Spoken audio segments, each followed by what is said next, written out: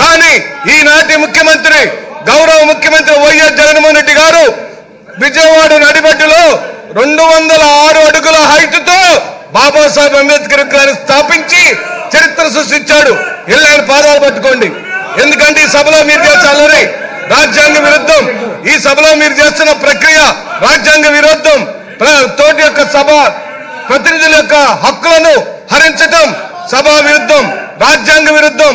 మీరు మారమని చెప్పి సందర్భంగా నేను కోరుతూ అధ్యక్ష, నిన్న గవర్నర్ గారు విగ్రహాల గురించి మాట్లాడినప్పుడు ఈ సభలో ఉన్న ప్రతి ఒక్కరి యొక్క ఒళ్ళు పులకరించిపోయింది అధ్యక్ష. ఆ విగ్రహం ఒక సామాజిక న్యాయానికి, ఓ సాధికారతకు, ఓ సమానత్వానికి, ఈ సమాజంలో పట్టిన చీడపీడలకు ఆ విగ్రహం నిలబెత్తు సాక్ష్యంగా నిలబడినప్పుడు దాన్ని స్థాపించడంలో గౌరవ ముఖ్యమంత్రి గారు చూపించిన సాహసోపేతమైన నిర్ణయాన్ని శ్లాఘించకుండా ఎలా ఉండగలుగుతాం? దాని గురించి మాట్లాడటానికి వీళ్ళకి ఎక్కడ సిగ్గులేదని నేను మనవి చేస్తూ అధ్యక్ష, జగన్మోహన్ రెడ్డి గారు ప్రధానంగా తీసుకున్న రంగాల్లో విద్యారంగం. ఈ రోజున చంద్రబాబు నాయుడు గారు విద్యారంగాన్ని ఏ విధంగా సర్వనాశనం చేశాడో, నారాయణకు చైతన్యకు ఆంధ్ర రాష్ట్ర యొక్క బిడ్డల యొక్క భవిష్యత్తును ఏ విధంగా తాకట్లు పెట్టాడో, విద్యని అందరినీ ద్రాక్షగా ఎలాగా మార్చాడో, కార్పొరేట్ శక్తులతో విద్యారంగాన్ని ఎలా భ్రష్టు పట్టించాడో మనం చూసాం అధ్యక్ష.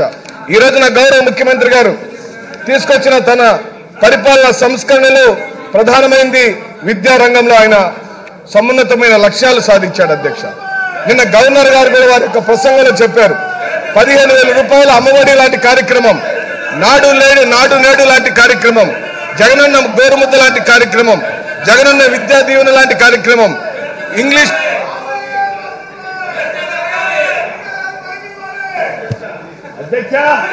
మీడియాన్ని ఈ రోజున పేద ప్రజలకు, పేద విద్యార్థులకు.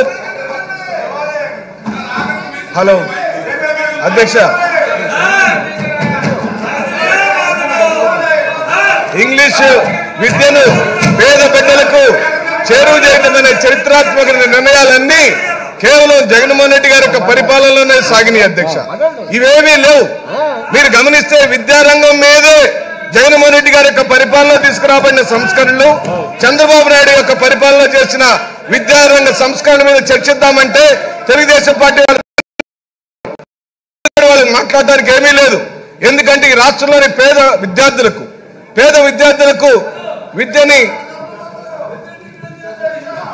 విద్యని అందరినీ ద్రాక్షగా చేశాడు అధ్యక్ష. ఇది చాలా మంది తల్లులకు గుండెకోత అధ్యక్ష. పెరిగిన బిడ్డలకు చదివించుకోవాలని, పెరుగుతున్న బిడ్డలకు నాణ్యమైన విద్య అందించాలని, ఆ బిడ్డలను సమాజంలోని అభివృద్ధికి అందించాలని ప్రతి తల్లి కోరుకుంటుంది అధ్యక్ష. కానీ పరిమితమైన ఆర్థిక వనరులు ఉండటం వల్ల ఈ కుటుంబంలో 4 బిడ్డలుంటే ఒక్క బిడ్డనే చదివించుకొని తల్లి పడే క్షోభని గుర్తించిన తొలి ముఖ్యమంత్రి ఈ భారతదేశంలో వైఎస్ జగన్మోహన్ రెడ్డి గారు అని చెప్పి సవినీయంగా ఈ సభలో చెబుతున్నాం అధ్యక్ష. అమ్మఒడి లాంటి డబ్బులు, ఆ 15,000 రూపాయల డబ్బులు తీసుకుంటున్న తల్లి తన బిడ్డలందరికీ కడుపు నిండా అన్నం పెట్టుకుంటూ, వాళ్ళకి కావాల్సిన అవసరాలు తీర్చుకుంటూ, ఆ బిడ్డల నలుగురిని ఈ రోజున పాఠశాలకి సగర్వంగా పంపించుకుంటుంది.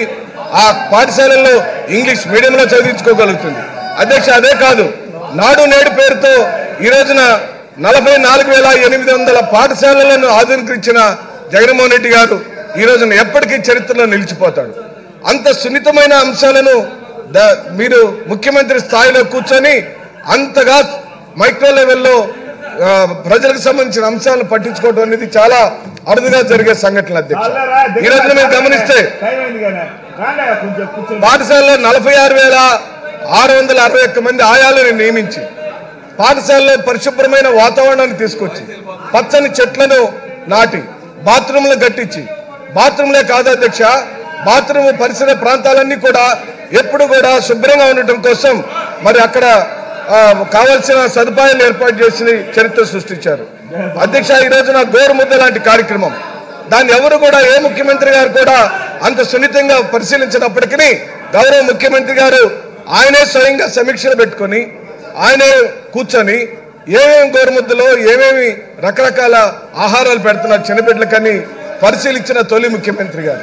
ఈ రోజున 16 రకాల నాణ్యమైన పోషకాహారాలన్నింటినీ బిడ్డలకిస్తూ, ఆ బిడ్డల్ని ఒక సమున్నతమైన లక్ష్యాలు సాధించడానికి వాళ్ళకు కావాల్సిన మానసిక శక్తిని, శారీరక శక్తిని, వాళ్ళ యొక్క మానసిక వికాసాన్ని ఈ రోజున వారు పట్టించుకున్నారని మీ మధ్య